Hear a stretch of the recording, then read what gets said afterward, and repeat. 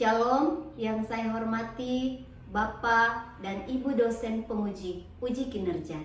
Perkenalkan, nama saya Yunita Rampo, Guru Pendidikan Agama Kristen dan Budi Pekerti dari UPT SPF SMPN 29 Makassar. Dan pada saat ini juga saya sedang mengikuti pendidikan profesi guru BITS 3 tahun 2025 dengan nomor induk mahasiswa 250-106-1978.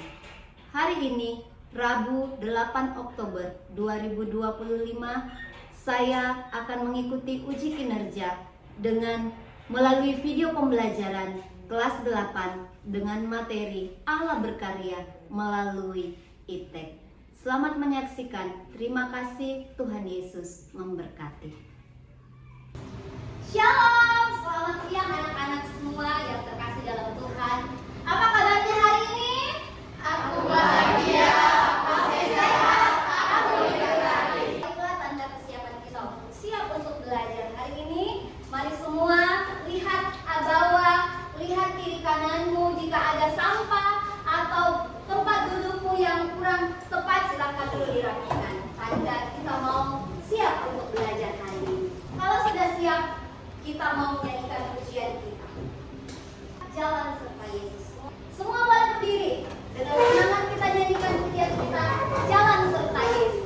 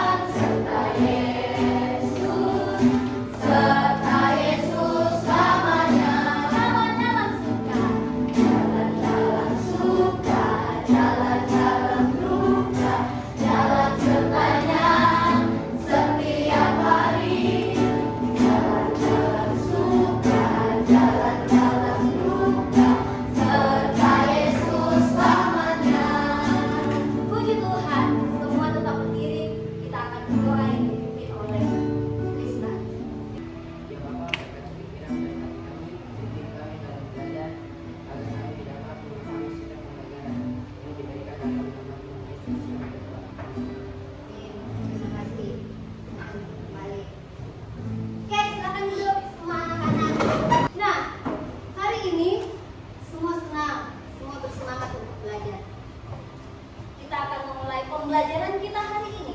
Dan yang pertama, silakan kita lihat. Mari buka kitab Ratapan pasalnya yang ketiga, ayatnya yang ke-22 sampai ayatnya yang ke-25. Ibu persilakan semua untuk berdiri untuk membaca ayat firman Tuhan. Silakan berdiri.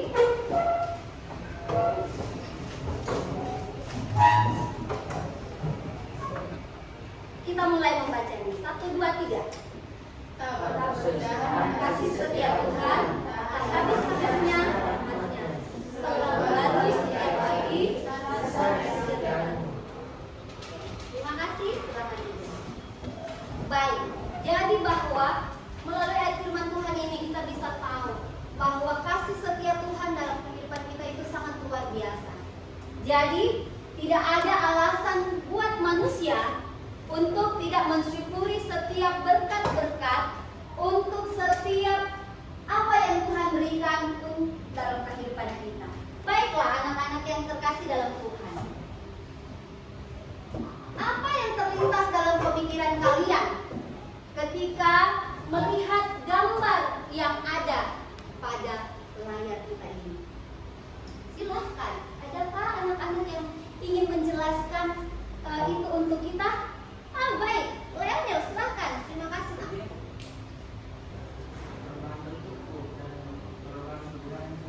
Perubahan bentuk dan perubahan kegunaan. Kalau kita melihat, yang manakah yang termasuk perubahan bentuk dan kegunaannya, dan keempat atau kelima gambar yang ada? Kalau kita lihat, ya, laptop zaman sekarang itu sudah bentuknya seperti ini, berbeda dengan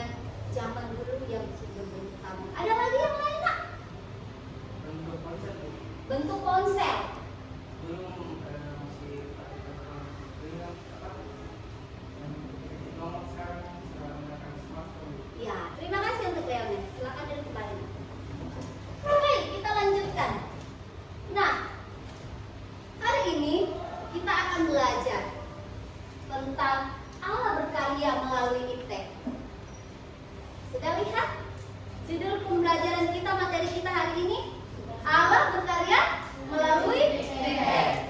Jadi dalam pembelajaran kita ini ada 2 kali pertemuan kita atau ada 2 kali bagian yang akan kita pelajari. Apa saja yang akan kita pelajari melalui Allah berkarya dalam iptek? Yang pertama kita akan melihat apa itu iptek, bagaimana iptek itu ada dalam kehidupan kita. Dan bagian yang kedua atau pada pertemuan yang kedua kita akan mempelajari tentang bagaimana pandangan Allah. Apa kata Alkitab tentang iptek itu? Nah, tujuan dari pembelajaran kita, mengapa kita perlu mempelajari tentang Allah berkarya melalui iptek? Yang pertama adalah kita mau mengetahui tentang apa pandangan Alkitab, apa kata firman Tuhan tentang iptek itu. Dan yang kedua, siapa yang tahu yang kedua? Coba Yosua. Memahami pengertian ilmu pengetahuan dari teknologi. Ya, dari pembelajaran kita tentang iptek itu, kita akan tahu memahami pengetahuan dari teknologi. Selanjutnya, yang ketiga, apa yang akan kita pelajari? Mengapa kita perlu belajar tentang Allah berkarya dalam iptek? Yang ketiga adalah kita tahu untuk apa? Siapa yang akan menjawabnya? Silahkan kepada Bintang. Yang ketiga apa, Nak?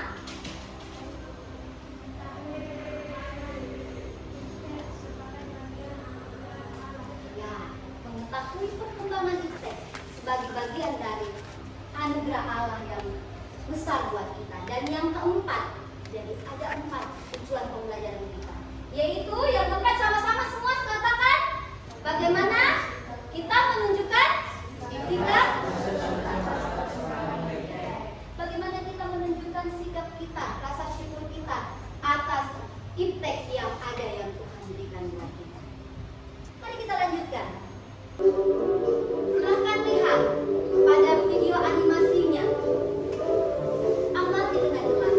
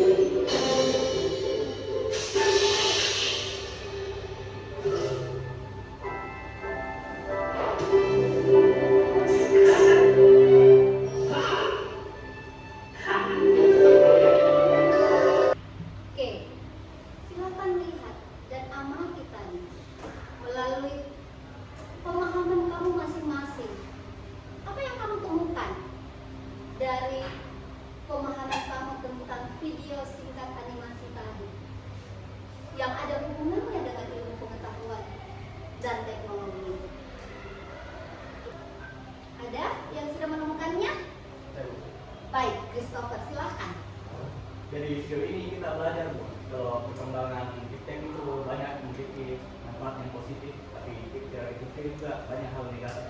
Iya. Salah satunya ketergantungan. Kita bisa lihat dari gambaran di sini seperti seorang pemilik dan juga peliharaannya. Iya. Kita digambarkan seperti peliharaan yang memiliki ketergantungan dengan pemiliknya.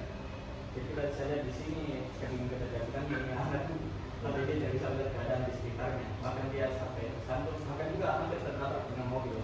Tapi di akhir video kita juga lihat dia bisa mengatasi ketergantungannya dengan teman-temannya, mengajak dia bermain air-air. Gitu. Baik, terima kasih untuk Christopher. Jadi ada fakta-fakta yang ditemukan, walaupun mungkin videonya sangat singkat buat kita, tetapi ada makna yang terkandung di dalamnya mengenai ilmu pengetahuan dan teknologi. Nah, apa itu iptek? Sebelum kita melihat pengertian yang ada di atas, silakan anak-anak untuk mengerjakan tugas. berdiskusi dalam kelompok. Semua sudah ada dalam kelompok? Sudah ya? Semua sudah siap dalam kelompoknya? Ada 4 kelompok. Jadi kita akan berdiskusi mengenai tugas kita. Apa itu? Yang pertama kita lihat, menurut kalian apa itu iptek? Apa saja yang termasuk pada iptek? Ya, kalau sudah silahkan nanti Ibu akan bagikan dulu rekan kerjanya dalam kelompok masing-masing. Lalu silahkan dulu untuk menuliskannya. Baik, silahkan. Silahkan anak-anak untuk mengerjakan itu. Masing-masing mendengarkan namanya, Ibu akan absen. Dan sebentar, ketika Ibu memanggil namanya, semua siap dengan hal-hal positif yang ada pada dirinya. Oke? Clarita. Aku ceria. Christopher. Aku hidup untuk melayani Tuhan. Aku hidup untuk melayani Tuhan. Dilanjutkan oleh Jenayo. Aku rajin berdoa. Aku rajin berdoa.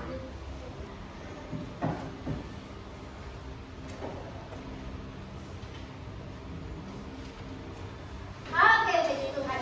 Semua Ibu akan sudah selesai mengerjakannya, dan sekarang kita akan membahasnya satu persatu. Nah, menurut kalian, apa itu iptek? Kelompok siapakah yang akan menjawabnya? Oh, baik. Kelompok Andreas, silakan. Jessica akan menjawab itu. Apa itu iptek? Iptek adalah segala pengetahuan dan segala sarana yang ada. Oke. Iptek adalah segala pengetahuan dan dibarengi dengan teknologi yang ada. Selanjutnya, mari kita lihat pada nomor yang kedua. Hal-hal apa saja yang termasuk dalam iptek? Siapa yang ingin menjawab? Hal-hal apa saja yang termasuk dalam iptek? Leonel akan menjawab itu. Silahkan. Hal yang termasuk dalam iptek adalah teknologi informasi seperti komputer, internet, perangkat lunak, dan sistem informasi. Ya, hal-hal apa saja yang termasuk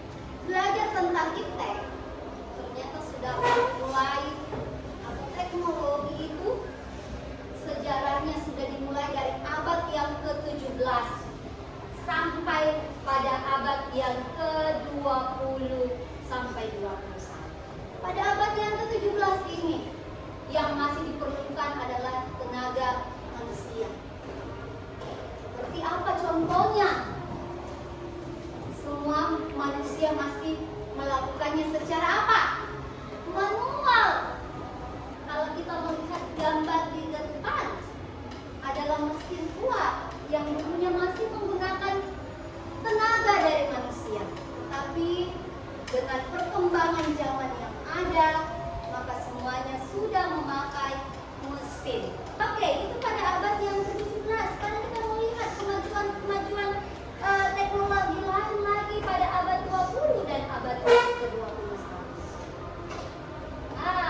Rupanya ini mengenai handphone. Jadi, kalau kita melihat mulai dari abad 17 sampai pada abad yang ke-20, di mana pada abad 20 inilah yang disebut dengan abad digital. Ya, di mana perkembangan yang paling hebat adalah mengenai digital.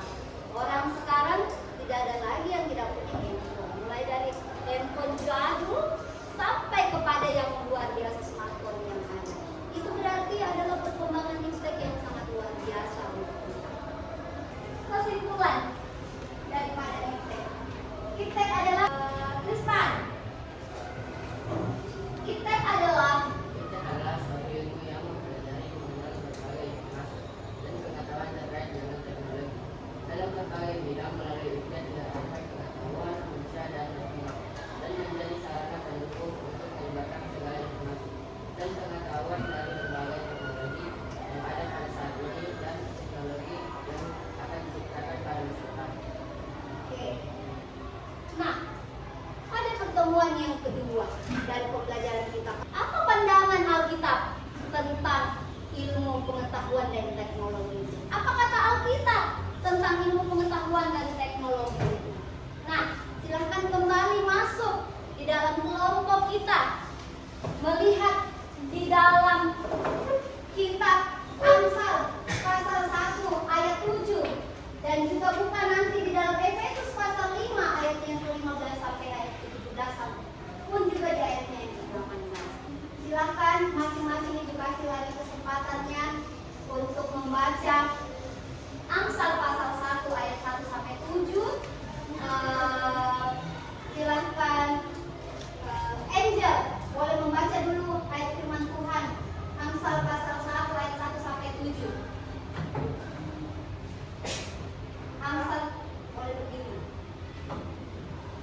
Amsal 1 ayat 7. Takut akan Tuhan adalah kegembiraan, pengetahuan, tetapi orang bodoh menghina hikmat dan didikan. Oke, terima kasih.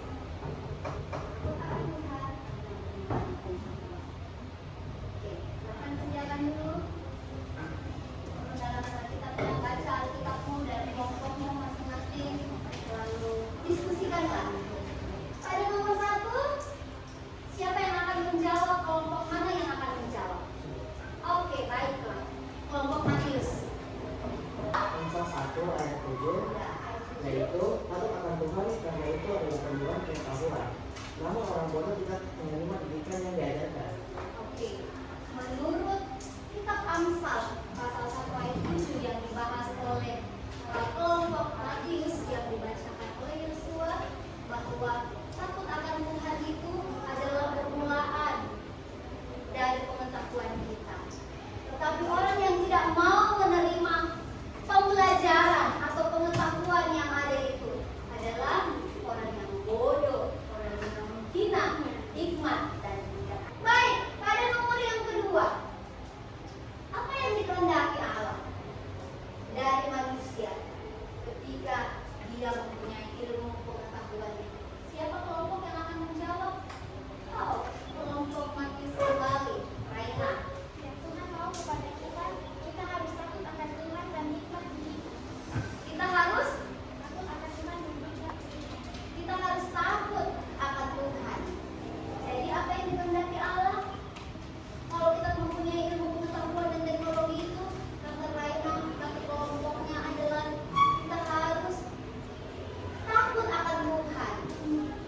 Kita harus mengenal hikmat dan didikan. Makanya ketika kita berdoa kepada Tuhan, selalu bilang, Tuhan kasih saya hikmat, pengetahuan itu, supaya saya menggunakannya hanya untuk hormat kemuliaan bagi nama Tuhan, bukan untuk kebanggaan saya, tetapi semuanya hanya untuk Tuhan.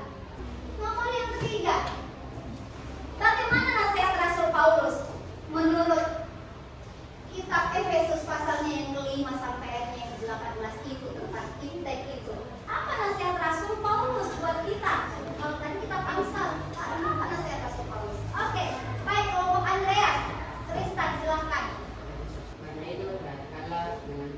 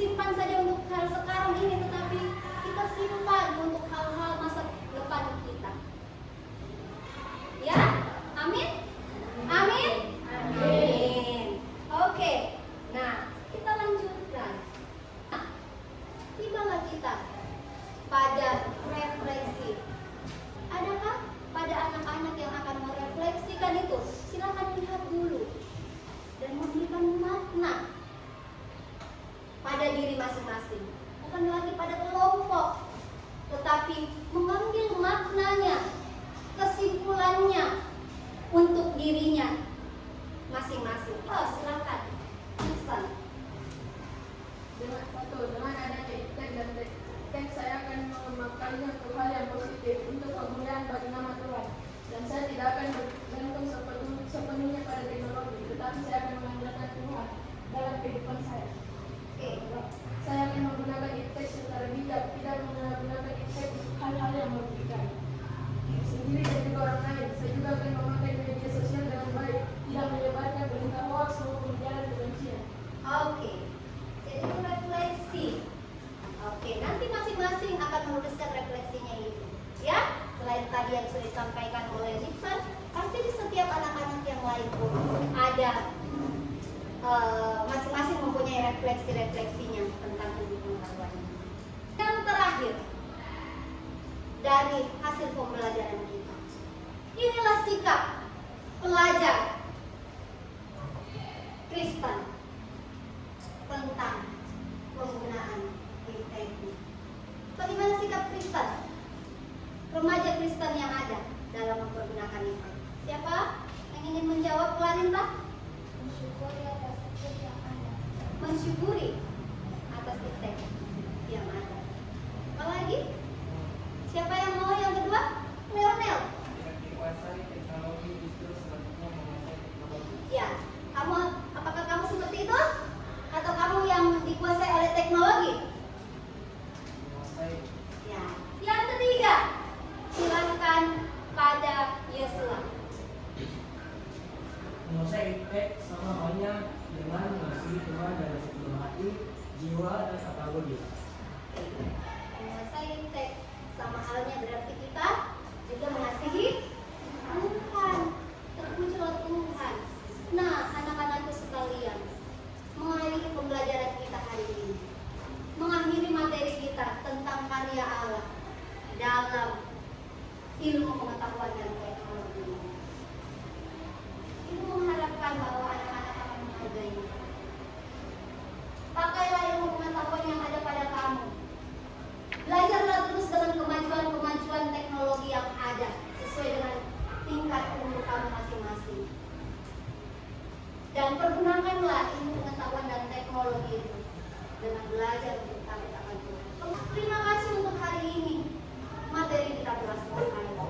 Ibu harap semua anak-anak sudah memahami itu dan sudah mengenal tentang ilmu pengetahuan dan teknologi. Kita akhiri materi kita hari ini dengan menyanyikan pujian. Sebentar ibu yang akan tutup dalam doa. Semua ibu silakan untuk berdiri. Kita menyanyikan pujian. Kita silakan Kristen. Kita nyanyikan pujian kita. Bersyukur Bapa. Banyak yang kau perbuat dalam hidup. Dengan sikap telah cinta kepada Tuhan, mensyukuri untuk ilmu pengetahuan dan teknologi yang sudah ada sampai saat ini kita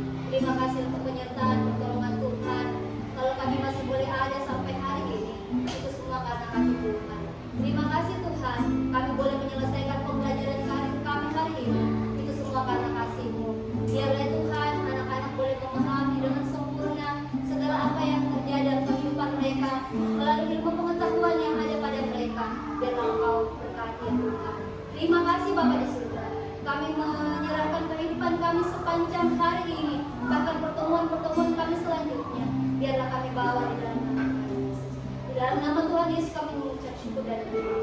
Amin.